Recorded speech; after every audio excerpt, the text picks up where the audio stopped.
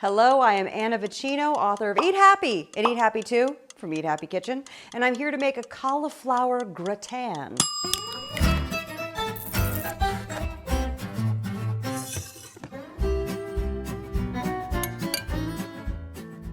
You can say cauliflower gratin, you don't have to be fancy.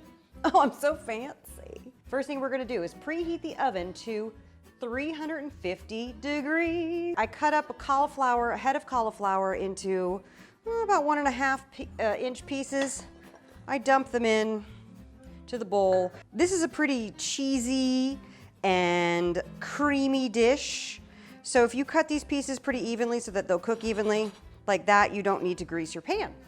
Let's season it well with salt and pepper. I love my Redmond's real salt. Toss in some white cheddar cheese. And here's about 1/2 cup of Gruyere. Let's get some chopped onion in here. That's for flavor, baby. We need 1.5 cups of heavy cream. We're gonna do this, and I'm gonna just drizzle it on.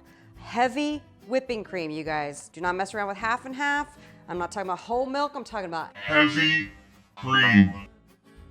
This is gonna go into the oven about 45 minutes and bake it until this cauliflower gets nice and soft. We want the cheese to be golden and bubbly, so I'll check back with you when we're done. Okay, the gratin is ready and it's really hot, so I'm gonna turn the oven off. I'm gonna do the big reveal. Woo!